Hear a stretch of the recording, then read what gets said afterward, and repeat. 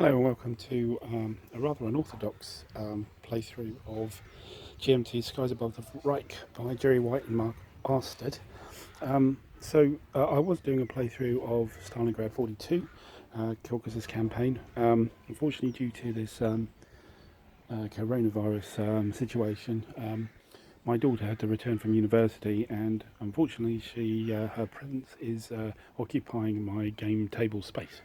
So therefore I'm going to have to switch from Stalingrad 42 to a new replay, but only on a game which is possible to pack away and then bring out again. And so I've selected this one, Skies Above the Reich, which is a solo game, although it can be played cooperative with two players, but mainly a solo game about a staffel, a squadron of Messerschmitt 109s attempting to knock down American bombers flying over occupied Europe. I'm actually, for this one, actually outside in the garden because it's a very nice day, and I just thought I'd take advantage. Apologies for the any background noises. You'll probably hear some birds and things, but maybe some other noises from the other gardens. Apologies for that. But anyway, rather than me do a sort of big intro thing like I normally do, I'm just going to try and get into the game as soon as possible. But essentially, just give you a very basic grounding. You run a series of missions. We are starting at the beginning of 1942, right at the start of the game. We'll see how far we can get on this, where space and time allows. And you have a roster of pilots with their aircraft, and for each mission you run through a series of criteria. You dice roll, and you come up with a mission, and then you fight it on the main map, which is here. And interestingly enough, a very good innovation here is there are no hexes, of course, as you see here, but what we do have is we have these very faint but easily seen diamonds here, where in some of the apexes we have the American aircraft, the B-17s, and so these diamonds are actually the spacers, and they have a number associated with each one. This is a lethal value, so the higher the number, the worse it is for the attacking fighters to be in that space. And we also have some tracks around the outside of the board, which are the approach. Is the area around the formation that the fighters will start in certain areas. There's 3 altitudes, high, level and low, and then you have approach boxes in 4, 2 oblique, 1 nose and 1 tail area when you're coming into attack, and you move into this box first. And once you've attacked, you return either to an evasive return box or a return box. Here and here, I think you can see a couple. And then you can come back in on the board following these arrows you've got here. Okay, so so the mission will start with the fighters you have. This is a fighter itself.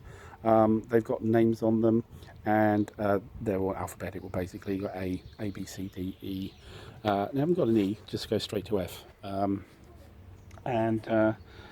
We start off with a roster of 18, the first 6 of which are available as experts, so they have a special ability on top of just being a pilot. They get to do something, and throughout the game you'll gain experience points and be able to improve again and buy extra capabilities.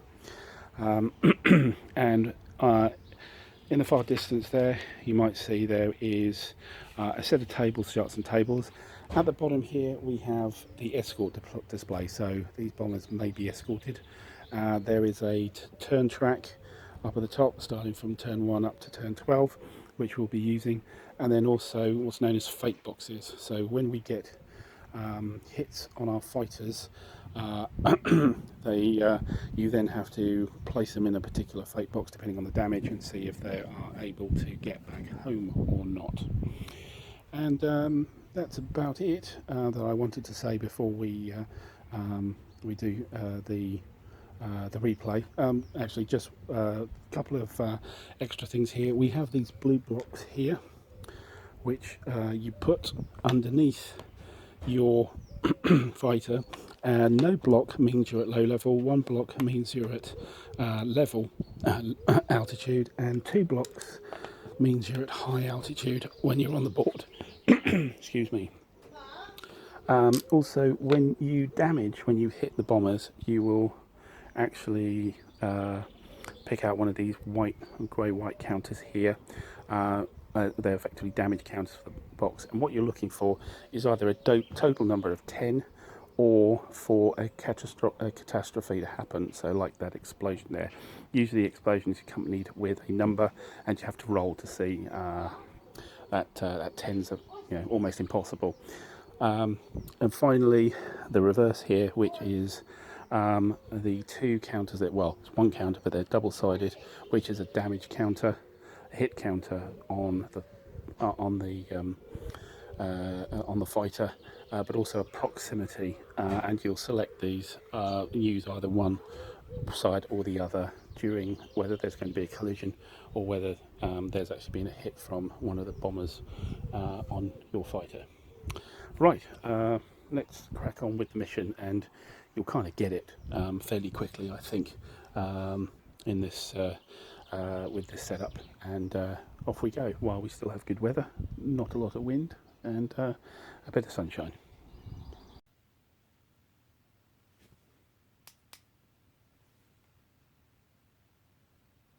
So the first thing we do for the mission is we find out what kind of mission it is, and we use this table here.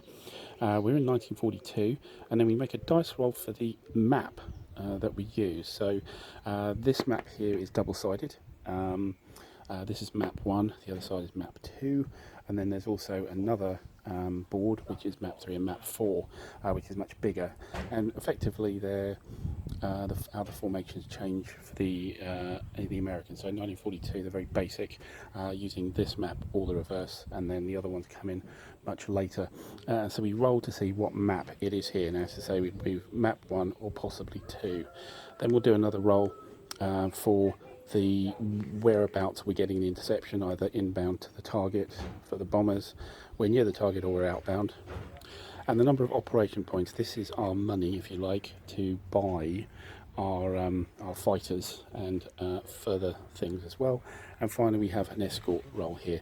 Now we're going to be daring, and it actually puts in the roll, if you want to do this, be daring, is that we don't do the escort roll until we come to the first escort phase of the actual play of the game, rather than the setup. So we don't know what the escorts are going to be, but essentially it's either heavy or light, it's either Spitfires or P-47s. That's about it here as well. Also it gives you a number here, which is whether they when the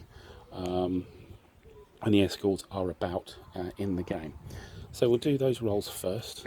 I've got some various D10 coloured dice here, and as you can see, here we go, the different colours. So what I'm going to designate them as in order of brightly colouredness. So effectively I'm going to work it with the red, blue, brown, grey and black. Okay, so that will be the sequence for the roll. We need 3 dice. Well, actually only 3 dice. Normally you need 4 with the escort, but we only need 3 now. So we're going to work with these 3 here for the mission type. And we note the mission type information on our roster up here, the staffel log it's called. So let's roll that and see what we get. We get a 9, a 7 and a 9. So a 9 is map 1, a 7 is outbound, and a 9 gives us 6 operation points. So it's map 1, and it's outbound with 6 points. So we note that, and then we move on to actually select our fighters from our operation, or things we're going to do for our operations. Now there's an operations menu here, you might have spied it just on the side here, which is what the items you're going to pick cost. So we're not playing 2-player, so we don't get the bonus of 2 BF-109s for free, so we have to pay for them. They cost 1 each. We can then buy what's known as auxiliary fighters. So these are helpers, effectively, that aren't actually your fighters, but they are in the battle with you, and they can score kills and help your staffel, not your pilots. So they don't help the pilots as much, but they do count for the squadron, the staffel, getting their own victory points and experience points, which can be used as well. You can put attachments on, which also cost down here, and then there's an availability of what you can actually pick. And in 1942, all we can really pick is the 109s without any help and without any extra attachments on them. So we have 6 points, which means we can get 6 pilots, and as luck would have it, we start off with our six experienced pilots here. Have a quick look at them here. On the back of the staffel log is your own pilot roster, and that's them here. So the names, as I said, are alphabetical here. We have these are experienced, so they have what's known as an experten skill, and these are marked as such. So BA means that there is a skill that each of these can only use once per mission, as the ability to break away straight to a return box rather than suffering what's known as continuing fire, which can be quite devastating depending on where you are. These guys here have timing, so they can add damage to an attack result, and then the L's are lucky, and the luck means you can ignore a hit. Again, these are one use. So these are our 6 here, and that's completed that part of the mission selection. Now we have to get the details of exactly the situation that the bombers are in. So the next thing we have to do here is to work out the situation, as I said.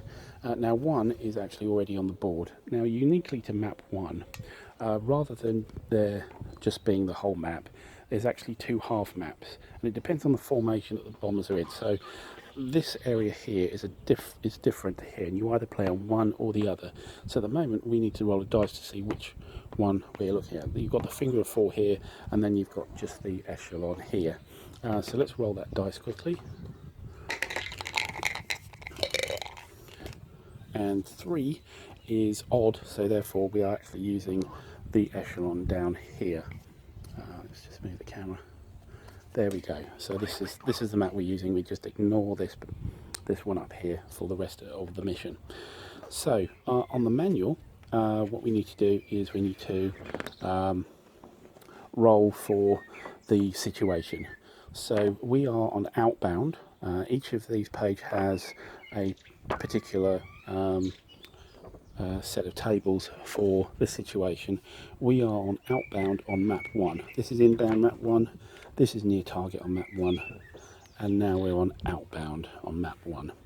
So what we need to do, if I scroll down here, we have a series of tables or displays here, and we need to roll on each one. 1, 2, we don't need to roll on anchored, 3, 4 and 5. So we need 5 dice roll. So we'll get our multicoloured dice set up again, and we've got all 5, so we will roll all 5, and then say brightest to dullest,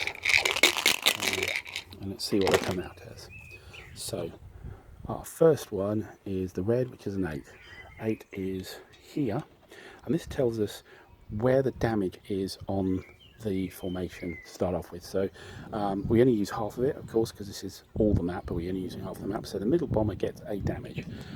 We'll select a damage here. Whoops, the wind's bobbing up now. Right on cue.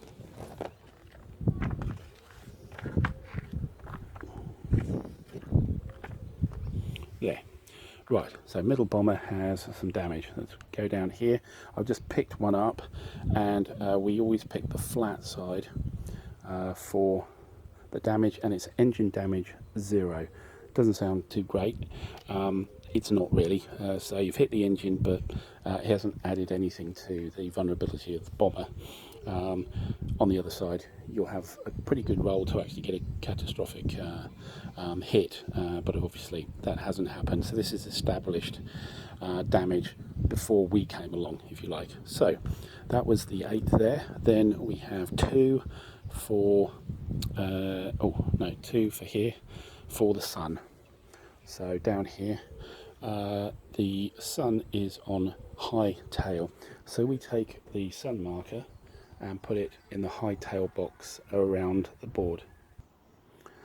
All right, with Sod's Law, of course, that would be under the where the situation manual is. So that's here, high tail box, and that helps us for getting, attacking out of the sun. So we'll fix that back, and then we'll look to the next one. Actually, looking at it, we only needed 4 dice. So the next is the brown. And the brown is the number of tactical points we have. So these are points we use for manoeuvring around the map in a special way. So normally it doesn't cost anything to move about, but we're quite restricted on which box we can go to from a previous box. Tactical points allow us to do special moves, if you like. That's most of what they're useful for. There is a couple of other uses they can work with as well. So we had an 8, which is great. We have 4 tactical points, and we mark that on our turn track up here.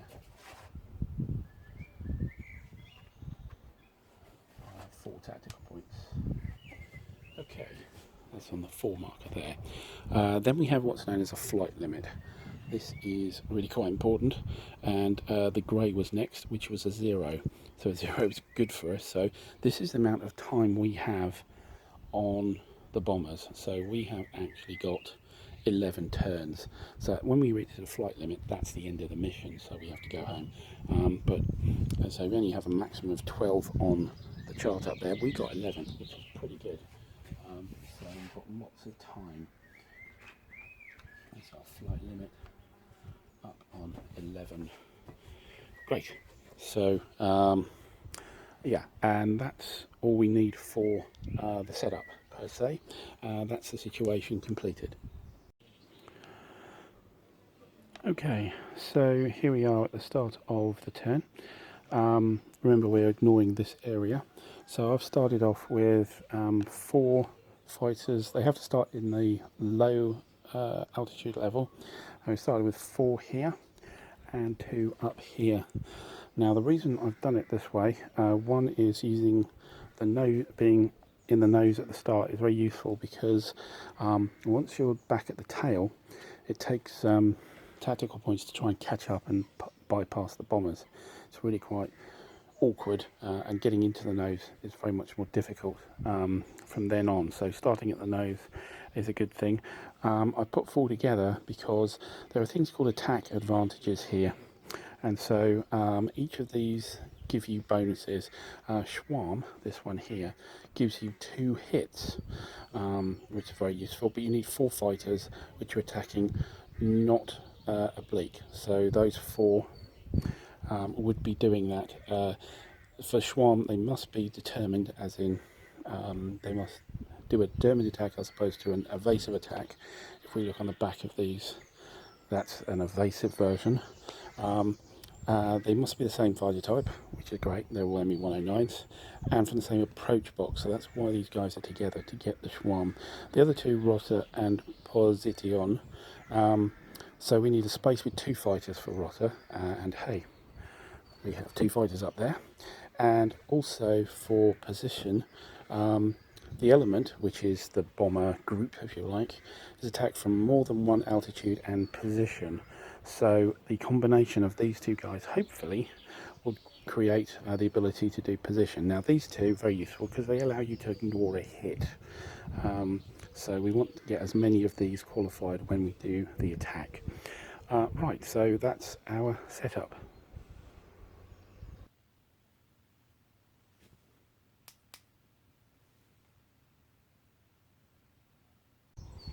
this is the sequence of play we run for every turn, starting on turn 1, of course we are. So we get to move, then we get to move fighters in return boxes, and then an escort recovery. This is where we check for the damage on fighters. Blast and flak, which is about fighters dropping bombs on the bombers. Yeah, you can do that. Or flak if we're near the target. We won't need to do this phase. Cohesion check. This is about the cohesion of the bomber formation to see if it starts to break up, and that gives us extra chances to attack the bombers. Finally, there's an attack. So any fighters in approach boxes are put on the board and we do the attack. Then the next turn we go back to move again. Okay, so first of all we're going to do our moves. So the moves, you will notice that I've got the blue tweezers, but in this game, as there's blocks, not particularly useful, but very good for pointing things out.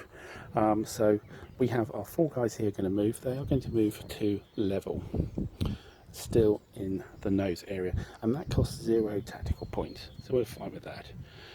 Then up on the oblique side, these guys will also move to level, so we're all ready to go. There is no fighters in the return box, so now we go to the escort phase. Now remember, we didn't roll for the escorts until right at the beginning, which we should have done, because it advises us if we want to be super daring, we roll for it now. So that's what we will do now. We will roll for escorts, but that'll be back on the mission card that we started off with. So we need to check on that. So, looking at that, we were outbound in 1942, so on this chart here, so it looks like we will get escorts, but we don't know what kind. So let's roll our primary dice, our red dice, and see how we get. We got a 5, you can see that, and a 5 comes out as L5S. So that is a light escort. Now, light is a relative thing. It's 5 escort markers, heavy is 7, and there is Spitfires. The S is Spitfires, and the number is the turn limit.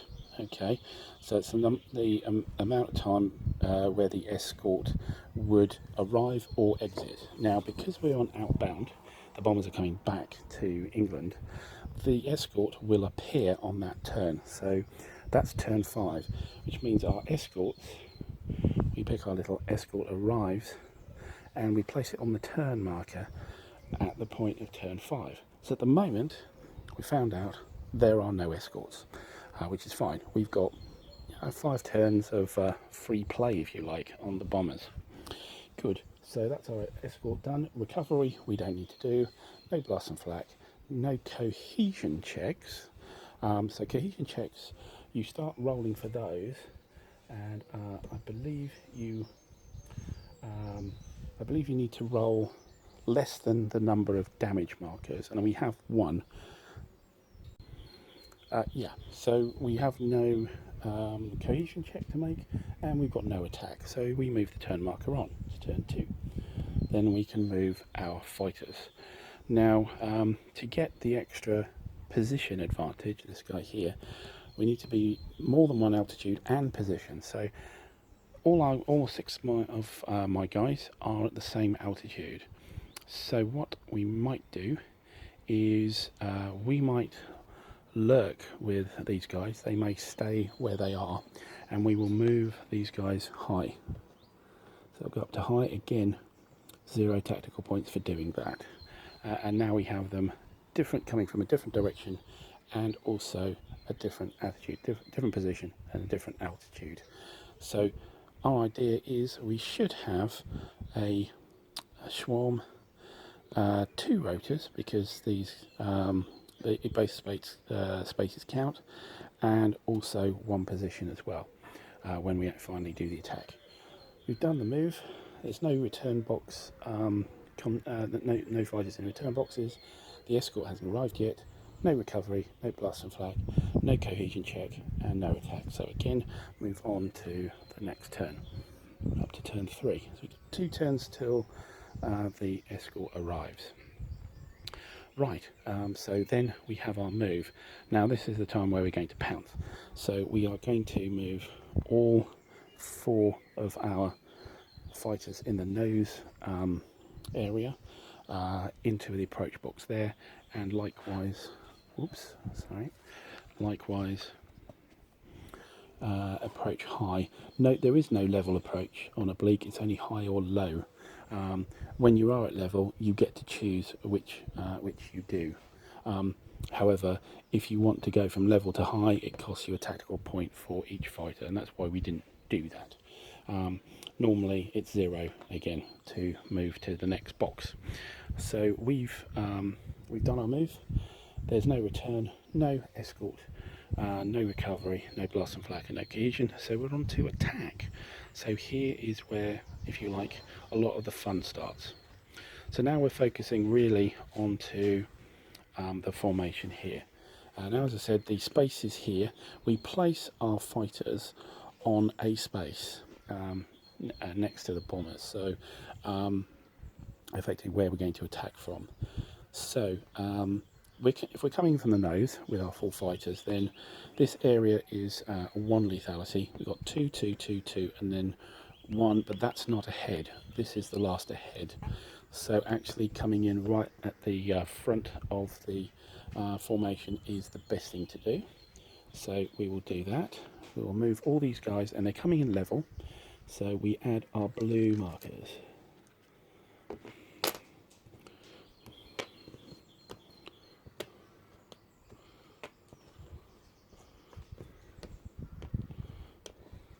Okay, then of course we have the oblique attackers. They're on high, and we of course want them to attack the same bomber to start off with here to get the best chance of the bomber getting hit and hurt. Okay, so we are there with our attack positions. Now we need to work out where do we want to actually fly to after our attack. So you are able to do, there is 2 types of marker you can use. They're called maneuver markers. So we have a climb and we have a dive marker here, you can see. So climb and dive would mean, climb means you would stay at the height you were at or better on the follow through, and you would fly straight. So in this case, these 4 would probably fly in this direction and end up in either of these squares here. Dive again would go straight, so again here, but would end up in a different at a different level. And this is relevant for the return boxes. So assume we used climb or dive for these guys, all of them. They would end up in either the low return box or evasive return, depending on whether they're evasive or not, or coming up at the high return box here. But you have another option. So these counters do have another side, and they are climb or dive rolls. This means that you can effectively go to the side, and so instead of going straight, you will effectively divert to whichever direction you chose, and use those boxes instead. Now the idea here, I think, for the guys ahead, is that we really want to end up that direction. If we end up at the tail, we're at the tail. We'd rather be oblique than the tail for the moment. So we will we do a roll climb, and all those will have that, and they will end up this side of the bomber when they move. And how they move is dependent on some card draws. With these guys here, we would like them to go to the nose. So, I think that we would prefer them to be at the low level when they come out of the attack. So we will do a dive roll this direction. Okay, right. So So now we've decided which direction they're going for, we go on to the next part of the attack. Right, actually got slightly out of sequence. We should have checked the mode of the fighters, whether they're going to be determined or they're going to be evasive. Now, when there's groups of fighters in the same box, you have to roll for what's known as collision check. However, if one of those fighters are evasive, this kind of lets you out off the hook. It's very unlikely that anything bad will happen from a proximity, because there's one of the fighters looking out for the others. So we need to turn one of these evasive. So we will take Cladder, it's an invasive. We'll do the same thing here as well. So I think we'll take Dahl as, actually no, we'll take Grim, I think, as evasive. So once we've done that and we've checked for the manoeuvres, we then check to see if we get any advantages.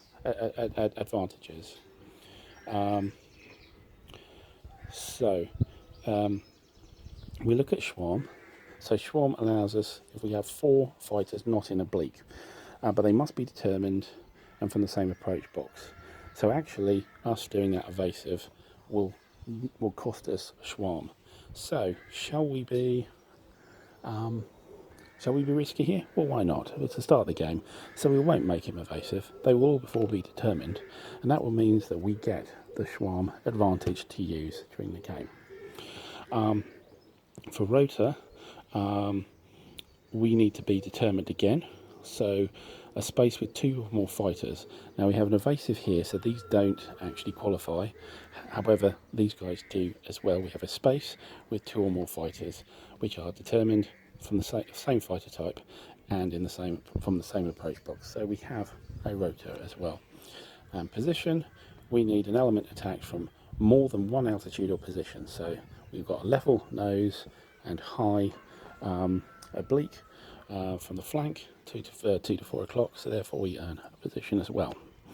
So these are the advantages we've got for the attack. Finally, we get to do the attack itself. Okay, now the attack is done by pulling cards. So these are the cards here. There's a deck of cards for nose, tail, oblique. There is also another deck called Continuing Fire, and that is effectively a second sort of defensive fire that comes in as a consequence of your manoeuvre through the formation, and that's where our manoeuvre our manoeuvres actually matter. The manoeuvre counters actually matter. So we have 4 fighters attacking from the nose. So we'll pull 4 cards here and see what happens. Now, so let's take a card, the nose card, and we'll flip it over. Looks very busy, doesn't it? Okay, so we have, for Rose, we have high, level or low. We are on level, so we're in this area here. For the particular fighter, remember, they're all determined. The grey is the determined line, the blue is the evasive line, so they'll be all on this. And the number at the top is the lethal level of the box they're in, and the lethal level here is 1. So we cross-index 1, level, determined. So we have a C, I've just forgotten, we forgot to do a collision check, didn't we, for the 2. So yeah, I'll just getting into the flow of this. So wind back a little bit. We have collision checks to do. So here we don't have anybody evasive, so we select a chit and hope for something that says no problem. So let's have a look. We don't get that, we get a V. Okay, so let's look and see what a V does. Okay, so here's collision check. So a V is a VIA. So if we're in evasive mode, treat as no collision.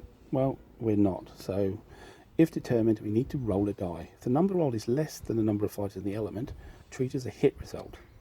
And if equal to or higher, all fighters in the space break away to tail position. Okay, so we need to roll a dice, and we have 4 fighters here. So let's roll our dice and see what happens. We have a 4, so 4 is equal to or higher.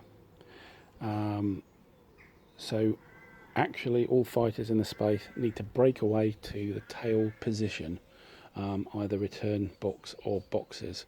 So these guys actually get in each other's way, and they actually cause them all to go to the tail return box. Okay, so that's a shame. They messed themselves up and ended up not attacking.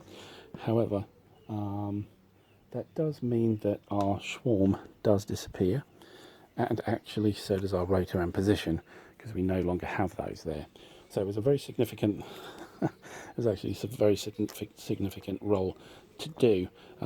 So that went really badly, but we still need to pull a proximity check for those two, and we get just a proximity.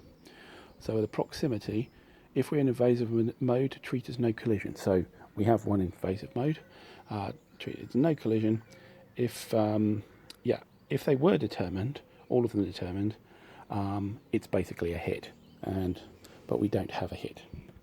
Right.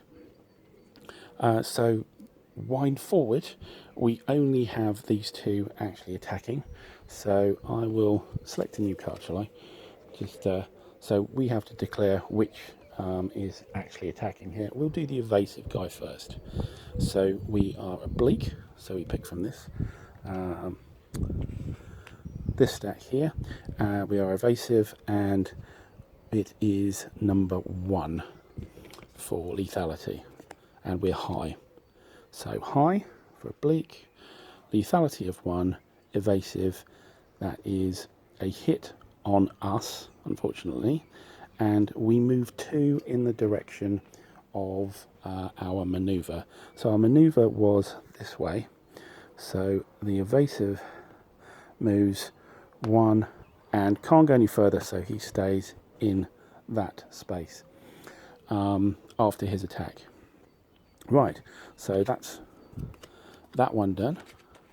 So let's, for Dahl, we pick, and now remember we're determined now, so it's 1, high, determined.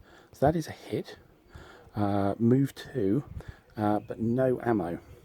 So what this means is he does the same maneuver, ends up here. They're both dive rolling. He does a hit, however, he is marked with a no ammo. It basically means his guns have either jammed or just run out of ammunition by the attack he's doing.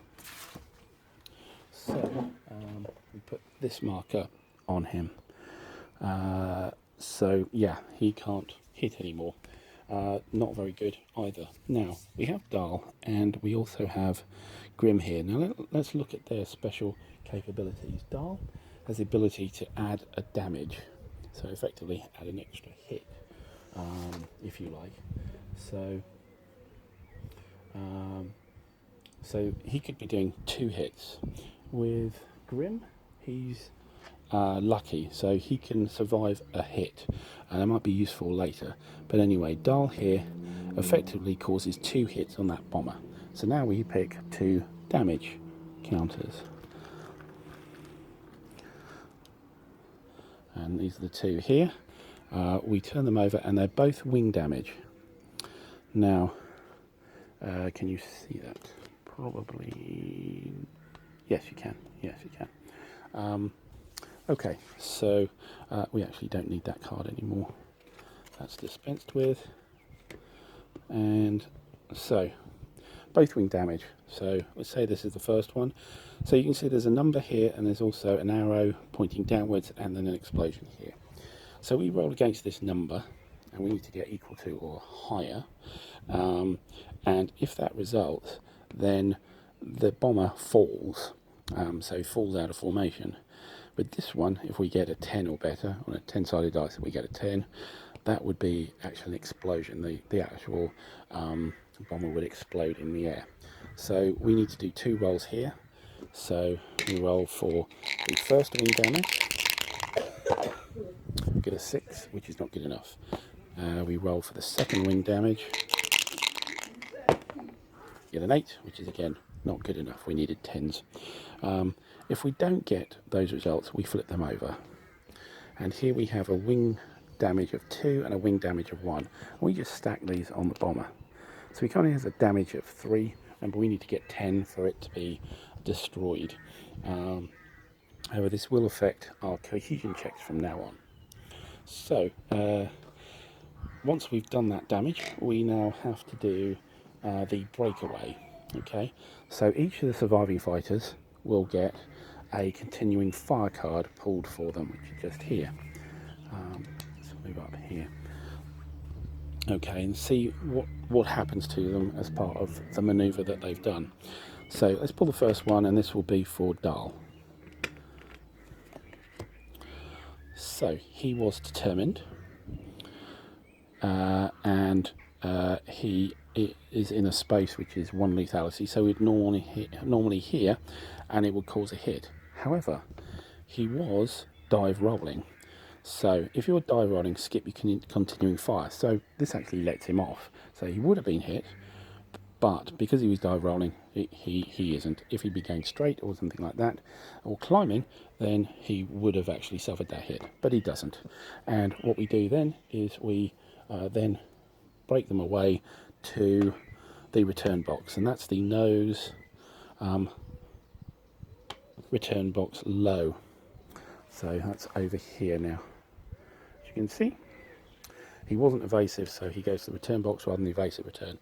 And right, so we need to do another card. This is for this guy Grim, isn't it? For Grim. Let's this out, and he's in a 1 evasive, which is a blank. There's a special here for roll slow climb. He's not climbing, so we ignore that. So he gets away scot-free. And again, he is down at the low nose position. But he is in evasive. We flip him over now because where he is now counts as the evasive. And that, ladies and gentlemen, is the attack. Not spectacular, was it? No, not very at all. It was worth a risk to try and get the Schwarm, but we just got a bad proximity collision check, and didn't work out very well. But we've got 2 damage markers on that bomber, which might start affecting the formation now. Might start breaking the formation up during a cohesion check for next turn. Right, well that's the turn. And we're then on to the 4th turn. And the 4th turn is going to be quite quick, because all we do is we run through our turn sequence. And the turn sequence says move. However, all our fighters are in return boxes, so they can't move. Then we move on to return, and fighters must move out of their return boxes. So over here, this fighter moves to low, this fighter from evasive return moves to the standard return box, and up here these guys all move to low as well, and that's the return. No escort yet, they arrive next turn, then the sparks may fly. There is no recovery because nobody got hit, and then we get on to the cohesion check. Now we have 3 counters here, so what we need to do is now we need to roll for the formation, and if we get less than that number, then we will start to see the formation break up. So our guys here, and we're looking for a 1 or a 2. A 1, we got it. Okay, so if we get a cohesion check which is a failure, then the element becomes what's known as loose.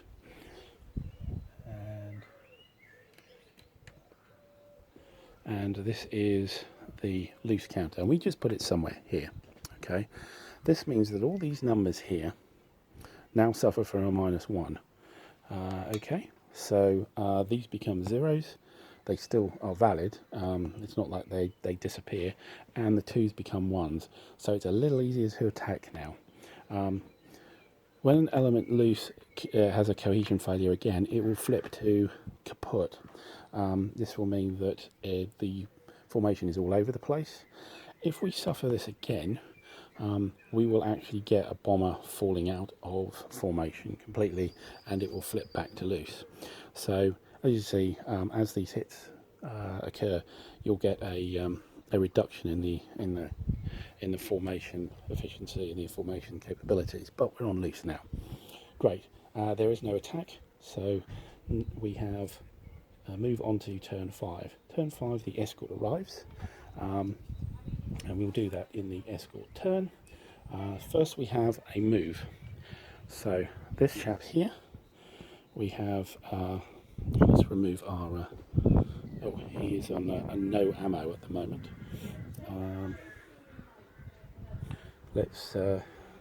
So with no ammo, he won't be able to actually score hits, fire at the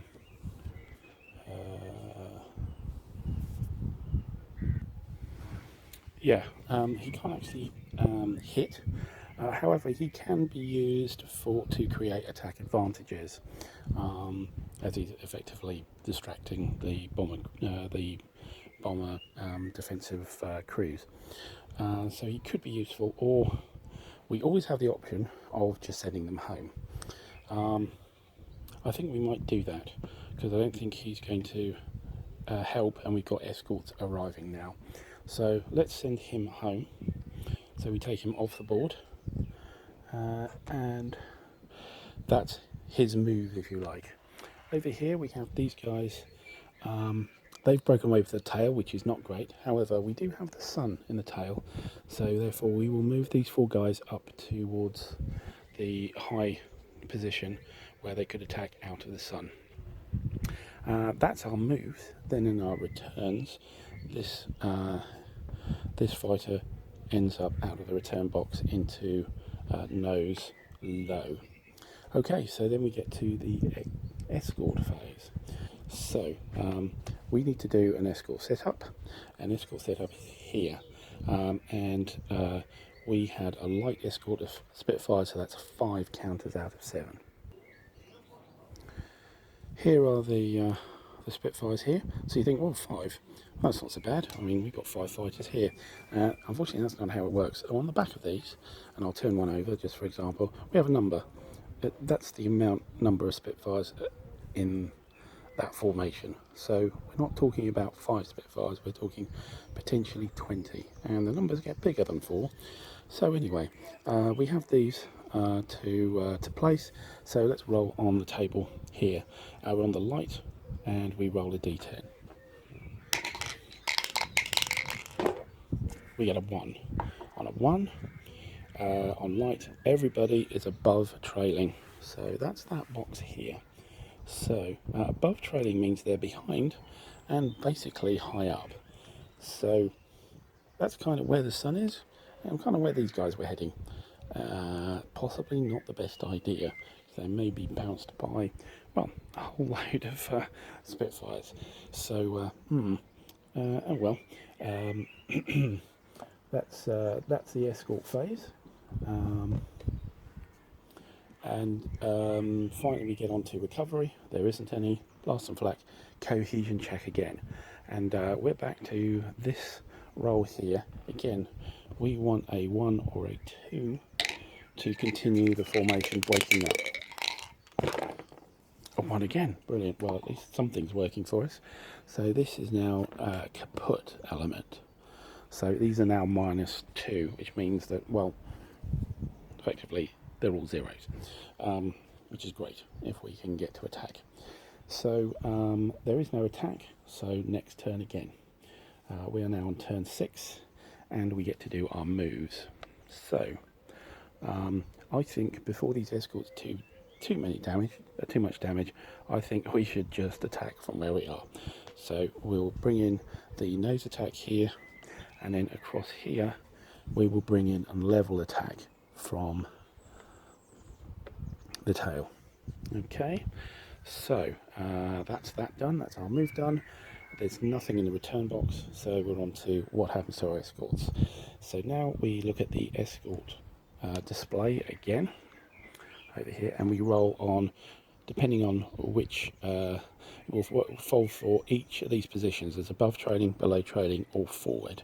Everybody's in above trailing, so we just check on this table here. I'll just mention that above trailing is the worst position to have escorts in for us. An 8, that doesn't sound good. Right, 6 to 10 here is the box with most fighters. So our saving grace is that we only actually move one escort marker. So I'll randomly pick that one. And this is placed in the box with the most fighters, and well, we know where that is. We are in the tail attack approach box there. Now that they're both in the same box, there is now aerial combat. Okay, so let's sort that out. Okay, so for the aerial combat, we need to ask ourselves 2 questions. This is the table we use. Now it looks quite daunting, but actually you zero in very, very quickly on what's going on. So the 2 questions are: were the fighters higher than the escort? The answer to that is no, because they came from the above trailing box down to level. So the answer is no. So we are stuck on a no here. It's a BF-109, BF-109 has been tacked, so we are on this table here. The second one, are there more fighters than escorts? So this is the point where we turn over this Spitfire marker and look at the number, and it's only a 2. So we do have more fighters. So it's 4 of our 109s against 2 Spitfires. So we were not higher, but we are more fighters. So we're on this here, and we are looking at Spitfires. So that's the table we're looking at here, and we roll a d10 on those to find out those results. So let's do that. We get a 3. Now a 3, if we look over here, a 3 is a D, and a D means a dogfight. A dogfight here, so the fighters and an escort marker, well, they will dogfight. So with dogfights, you move to the dogfight box. The fighters and the escort marker remain paired in the box until the next escort phase, when we do another aerial combat. Okay, so essentially they're all fighting. So this does mean, I'm afraid, that all 4 of our attackers and the Spitfires as well all go to the dogfight box. It's a little box up in the corner there, just beyond our cards. So they're all stuck here, unfortunately. Hohem, well, we've still got 1 fighter coming in. We've got Grim again here. Our group of 4 fighters have not done very well so far in this game. So next we've got to do the cohesion check. That's the next phase that's relevant. Again, we're looking for a 1 or a 2. 7, that's nothing. So we're on to the attack, and Grim comes in, and obviously these numbers are all zeros, but this is the most damaged bomber, I think. So coming in here, he's at low, so no blue markers, and yeah, so we've got no attack advantage, no collision, of course. There's no other fighters, so which direction is he going? Now, I'm not particularly happy about going to the tail with the Spitfires up and above trailing, so therefore I think I will, yeah, I think I'll climb, but I'll climb this direction. So we'll do a manoeuvre climb this way, and yeah, go off in this direction, because even though these are 2s, they're actually 0s at the moment. Fine, so let's do the nose attack. So let's pick our card. And busy card there. We are on a 0, low, and determined on a 0. Oh look, we got a hit, not on them, on us. So great, and we go one spot in our direction here. So we gain a hit, and Grim is lucky though.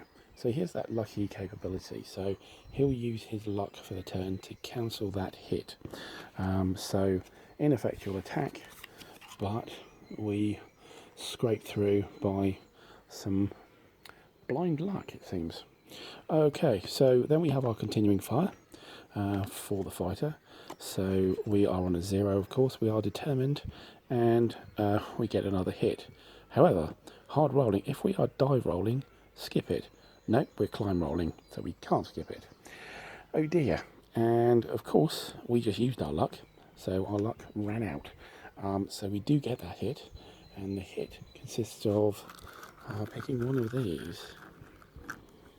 So we have a cockpit hit, and it's an 8. Yeah, that's doesn't sound good, does it? So he gets a hit on the cockpit, and we then keep that counter with him, and he goes to the correct return box, which is this one here. So he's at high because he was climb, and he was determined, so into the return box. So great, that's there, and yeah, wasn't very useful as an attack, I'm afraid. Still, never mind. Okay, that's the end of the turn. We're on to turn 7. So remember, we have 11 turns to play with here, although most of our force is dogfighting with some Spitfires. Oh well, never mind. So the first thing is move. We have no moves because we're in the dogfight box or the return box. So we're then on to the return phase, and that goes to an oblique high position. And then then we go to the escort phase. Right, so we're in a dogfight here, and the dogfight means we just do another combat. Right, we're on pretty much the same chart here, although there's one significant difference here. So we are not higher. There are more fighters than escort. We're on here, but a D now actually converts to a B result, and a B is a break-off where everybody just goes home. Okay, anyway, let's roll on this and see what we get. We get a 6, and a 6 gives us, on this chart, a B anyway. So we have a B. The fighters and the escort marker both exit. So, So what this effectively means is these guys have been having a merry old time flying around each other, and by the time they sort of break up and they've finished the fight, the bombers are miles away. So they just go home. So our Spitfire goes home, but so do all our 4 fighters. They go home as well. So we're left with our 1 fighter here. Yeah, that's it. However, we still need to find out what happens to our other escorts over here and above trailing. They're still dangerous, so let's roll to see what happens there. A 1. So a 1 means that we move one of the escort markers here above trailing to the forward station. So that's that station there. Okay, I'm happy with that. I'm quite happy to see that happen. No more bouncing by Spitfires onto our guys here. So that's escort phase done. Recovery. Okay, so now we have to resolve this marker. Right, so this is actually quite a significant hit because the number is 8. So we roll a dice. If we roll equal to or greater than, then actually it's just a flesh wound, if you like. Nothing significant happens. If it's not greater than, if it's less than, then this fighter has to exit and be put on the fate box, and this will be the cockpit fate box up there. So let's do this roll. This might actually just end the scenario as is. Wow, okay. So we're looking for 8 or more to shrug it off. A 9, we do. So that marker goes back in the cup. Brilliant. Okay, he's not having any of this. It must have only just nicked his uniform or something like that. Okay, we live to fight today. Right, recovery done. Blast and flak, cohesion check again. Again, our customary, looking for a 1 or a 2. A 2, we got it. Okay, so we have the kaput. So this means that the formation continues to break up. Well, I've actually reviewed the footage and I made a mistake actually, in that when we rolled when the element was kaput, if we failed to make it worse, it actually got better. So it should have been there. I'll just assume it was there, and now we failed again. We failed again, so we've put it back to there. Things are going that badly that, hey, you know, never mind. So cohesion done, there is no attack, and we move on to turn 8. So we've got 3 turns left and 1 guy left. So time for 1 more attack, I think, and then get the hell out of here before the escorts really start doing their worst. So we will do a high oblique attack for our move. There is no return, and then we're on to escorts. So we've got 2 to check, above trailing and then forward. So above trailing is a 7, and the 7 is box with most fighters. So we'll take that escort, and he attacks. Great. And the forward, we'll roll for that. That's a 0, a 10, which goes to below trailing. So that marker moves there. But we have a combat here, which I don't think is going to be great. Good. All right, so he came from above trailing, so therefore I wasn't higher. We flip it over, and it's 6 Spitfires. So there's not, I don't have the advantage in numbers. So let's see, this is probably not going to turn out very well for Grim, having run out of luck, of course, as we've seen before. Right, so looking at our escort table here, and maybe I should have had Valor being best, discretion being the better part of Valor, but never mind. So not higher and not more fighters. We're on this table here, and let's roll. A 4. A 4 gives us a D. So sorry, a BX. BX. So right, 1 fighter is destroyed, and it's a break off. So the Spitfires break off. He is destroyed, and now I have to check for bailout. There's a special table for this, and the table is here to see if he survives. So we have a dice to roll here to see if Grim actually survives. We have a 9, and a 9 is a yes. Give him an experience point. So yes, he does get shot down, but he does survive unharmed. Great. So let's give an EP to Grim, and let's face it, he's done a bit better than everybody else has. So we have an EP there, and guess what? We've run out of planes. Everybody's gone home, either from lack of ammo or dogfight with the escorts. So, well, so what happens now? Well, we tally up what happened on the mission.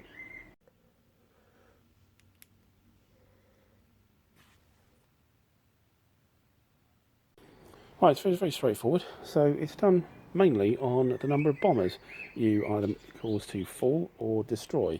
If they're fallen, we actually, because we're playing the advanced game, we'd actually have another sub-game on what happened to the bomber that fell. None of them fell, none of them destroyed, no experience points.